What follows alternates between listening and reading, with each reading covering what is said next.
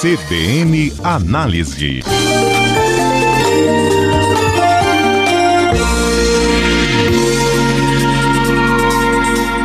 Estamos começando o nosso Análise Especial Mercado, né? O quadro Análise de todas as segundas-feiras fala sobre o mercado publicitário, o mercado de marketing e de quando em quando temos um especial de 2 blocos, né? O especial com pessoas especiais, com empreendedores, falando um pouco mais do mercado. E hoje temos um novo convidado, mas antes vou falar com Tássio Lopes, que está aqui. O Tomás hoje não pôde estar conosco, mas Tássio Lopes da Chama Publicidade. Tássio, tudo bom, Tássio? Bom dia. Tudo bom, Carlos? Bom dia, ouvintes.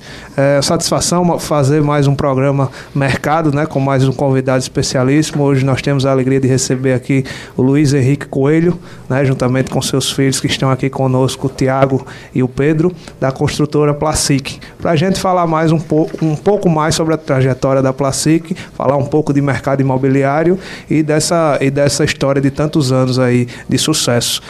Luiz, para começar, né, eu queria que você falasse um pouco da história, né? A Placic começou lá em 1977, em Fortaleza, né? Chegando a Maceió em 86. Conta um pouco dessa história pra gente, como é que tudo começou, quais as principais dificuldades naquele tempo e quais as diferenças entre as dificuldades daquela época e as de hoje. Inicialmente eu gostaria de agradecer a oportunidade de estar aqui, tá certo? Cumprimentar todos os ouvintes aí da Rádio CBN, certo? E dizer que para nós da Placic é um prazer muito grande poder falar um pouco sobre esse mercado imobiliário e também da nossa história, especificamente aí da nossa empresa. Como o Tássio aí já colocou, nós realmente iniciamos em 1977. Nós somos uma empresa que temos, então, talvez o privilégio de, nesse Brasil, de muitas mudanças, de muitos planos econômicos, ter sobrevivido 37 anos. E temos também esse privilégio e essa verdadeiro orgulho, porque somos uma empresa que temos uma origem numa pequena empresa humilde e não fomos empresários de nascimento, somos empresários realmente de vocação e tudo isso realmente nos orgulha muito. Então a Placic efetivamente é uma empresa que tem desde a sua fundação em 1977 uma história de muito trabalho e muita dedicação, iniciando em Fortaleza e depois, a partir de 85, aqui em Maceió. Eu gostaria que falasse um pouco, então, do Luiz, né? Falasse um pouco, já disse que não era um empresário de nascimento, é um empresário por vocação. Então, não é de uma empresa familiar, não veio isso. Como surgiu a ideia? Como surgiu o Luiz empresário? Fale pra gente um pouco. Exatamente, é uma característica, talvez, bastante interessante, porque meus pais, efetivamente, minha mãe é do lar, como antigamente era muito costumeiro, e meu pai era um funcionário do Banco do Brasil. Então, nós não tínhamos nada a ver com tradição empresarial do ponto de vista dos pais, e eu sou o filho mais velho de da família. Bom, mas eu sempre tive essa grande virtude que eu acredito que haja hoje no Brasil, cada vez mais deveria ser valorizada, que é de empreender. Então eu era criança e vendia fogos no São João. Tinha lá a minha caixinha de fogos e vendia fogos no São João. Eu tinha uma fábricazinha de pipa. E aí fazia minhas pipazinhas lá, 10, 15 pipas e vendia para os amigos da redondeza. Então, esse sentimento de empreender, tá certo? Eu acho que é fundamental hoje que a gente ressalte cada vez mais, tá certo? Porque o Brasil, nosso povo brasileiro, eu acredito que precisa cada vez mais que haja esse pensamento como um grande norte da nossa nação, e foi assim que eu me criei. E indo para a engenharia civil, depois de estudar, eu estudei em colégio militar, e depois vindo para a engenharia civil, no dia que comecei o meu curso, eu comecei também a trabalhar como estagiário numa empresa grande lá em Fortaleza. Depois disso, nós iniciamos fazendo pequenas obras, e quando eu digo pequenas obras, antes de fundar a empresa, nós iniciamos fazendo pequenas obras mesmo, muro, reforma de pequenas montas em residências, coisas mesmo de reduzida dimensão, mas que para a gente era uma grande vitória já estar podendo fazer naquilo, tá certo? Eu me formei na Universidade Federal do Ceará, na Escola de Engenharia, que como hoje também, eu acredito que é uma grande perda nesse sentido, porque nossa escola de engenharia era a escola politécnica de engenharia, porque o engenheiro, ele é um politécnico, ele tem que ser uma pessoa que tenha vocacionado a enfrentar diferentes desafios e conseguir resolvê-los.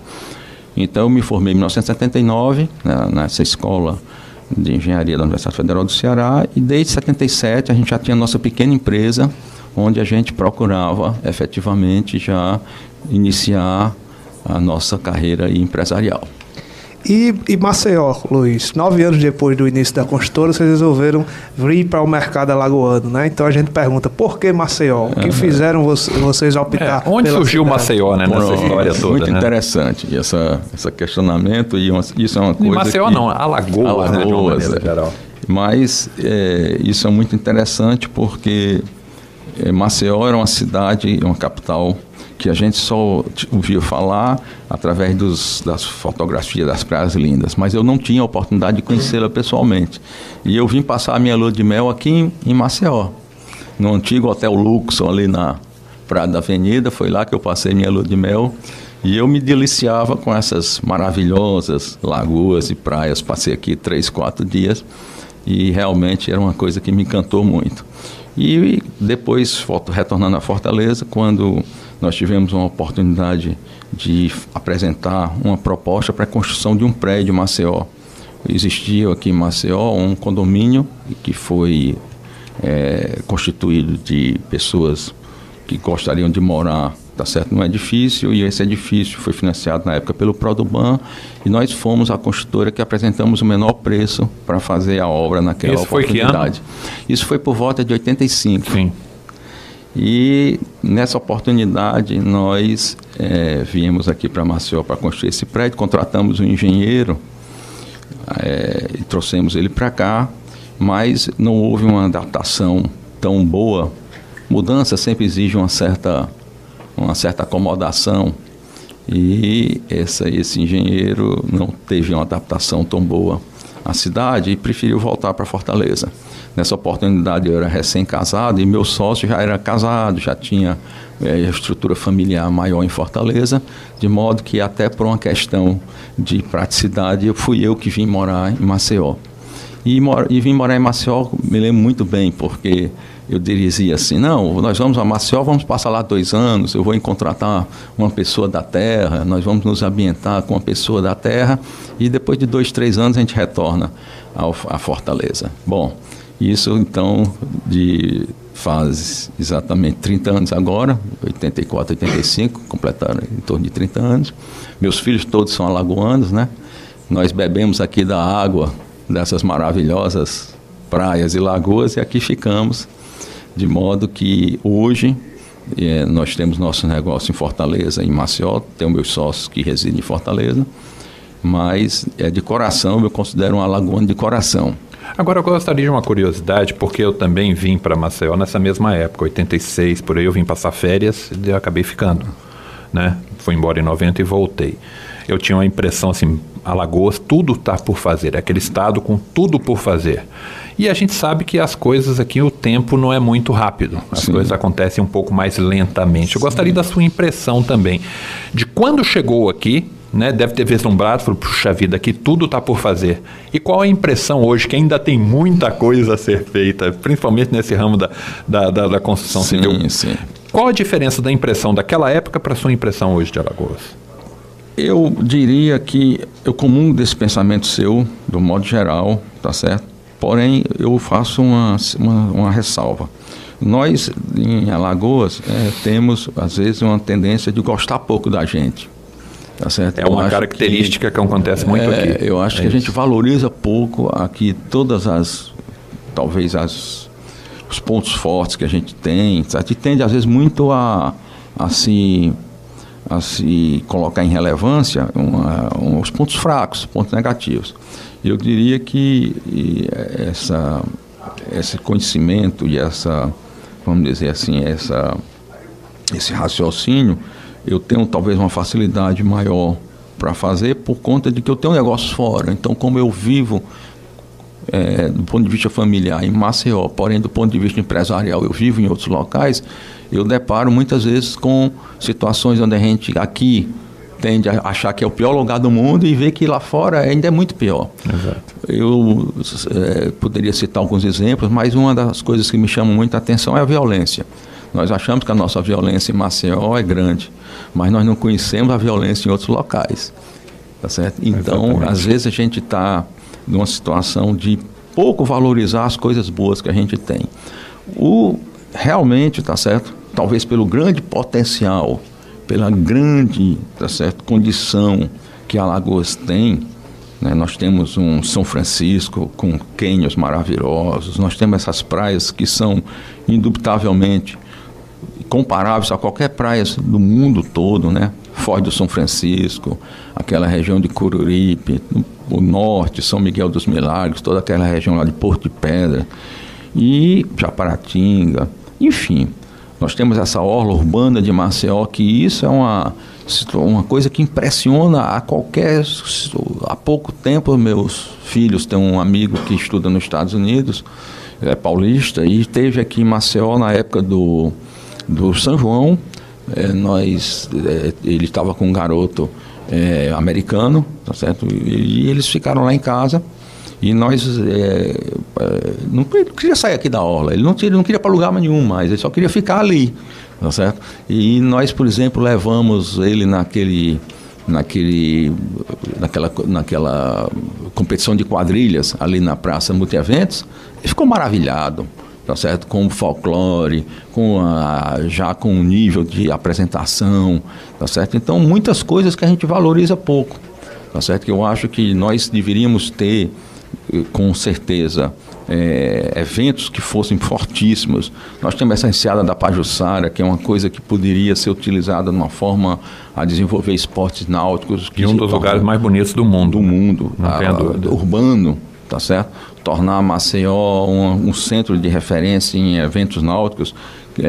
E, naturalmente, a gente às vezes tem aquele sentimento de que, bom, nós não temos conseguido isso, talvez na velocidade que queiramos, tá certo? Temos também que pensar que da mesma forma existem outros pontos, tá certo? E outras forças que também puxam para outras situações, né?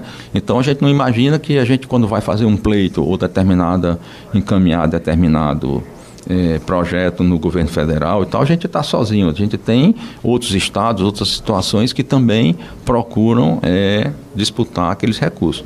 Mas nós temos progredido muito. O Minha Casa Minha Vida, em Maceió. Minha Casa Minha Vida em Maceió foi um sucesso em termos de Brasil, referência em termos de Brasil, tá certo? Um desenvolvimento da construção civil que se deu dentro do programa Minha Casa Minha Vida em Maceió, não se encontra nenhum paralelo das cidades que eu conheço em outros locais que a gente atua, como Fortaleza especificamente, Natal, que eu tenho, apesar de não atuar diretamente na construção civil, mas tenho um negócio na área turística lá, e você não encontra paralelo no desenvolvimento de Minha Casa Minha Vida em Maceió. Então, do modo geral, eu comungo com essa opinião. Nós poderíamos andar melhores, maiores, mais rápidos, tá certo? Porque temos efetivamente a matéria-prima.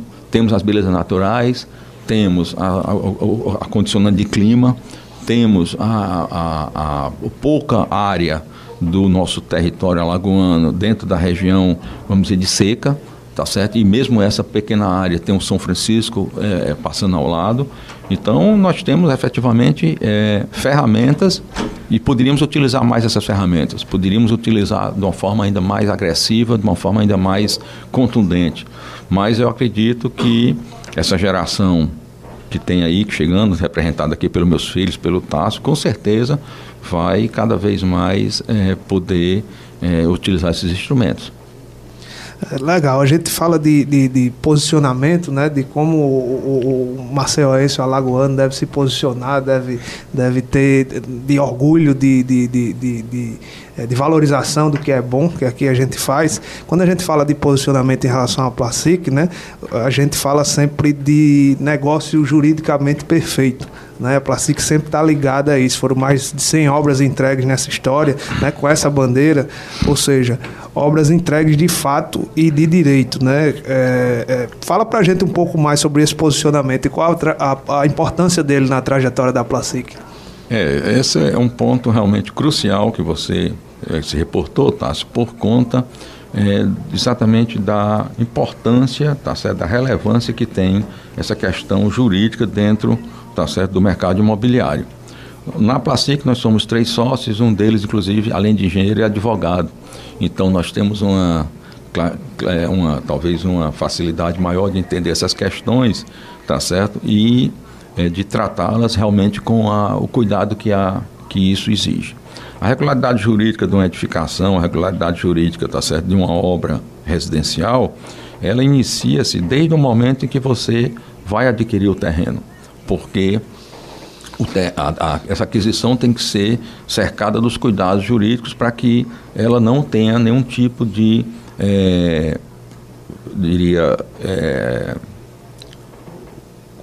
como assim dizer, ela não represente nenhum risco, tá certo, futuro à credibilidade, tá certo, daquele empreendimento.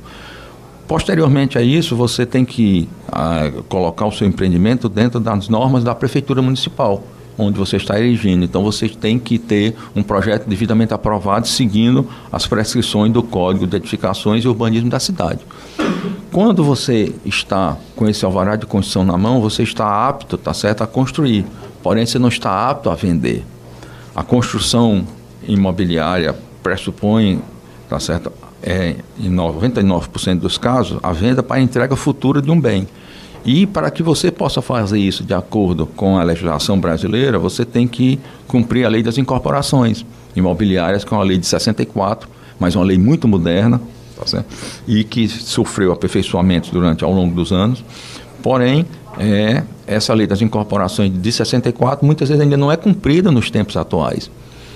Ela é o diploma legal que possibilita que você possa vender um bem imóvel para entrega futura. Você está vendendo uma coisa que não está pronta. Você está vendendo um apartamento, uma casa, um terreno dentro de um loteamento, tá certo?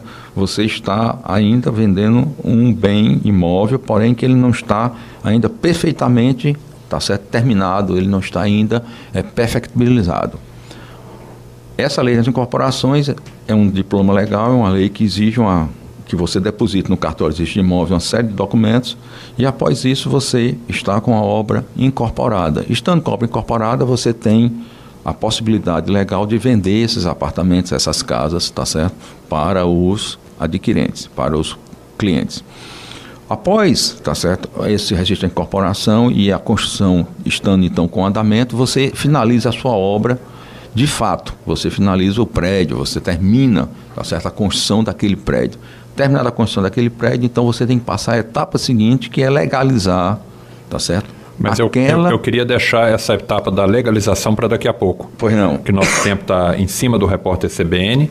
Nós vamos ao intervalo, o Repórter CBN, e voltamos já. Lembrando então da legalização, dessa etapa da legalização, a gente já recomeça no próximo bloco, que estamos conversando aqui no Análise Especial Mercado de hoje, com Luiz Henrique Coelho. Ele que é um dos sócios proprietários da Placic Construtora. Inclusive, vamos saber por que do nome Placic, o que significa o nome Placic também daqui a pouco. Vamos então ao intervalo, o Repórter CBN, e voltamos já.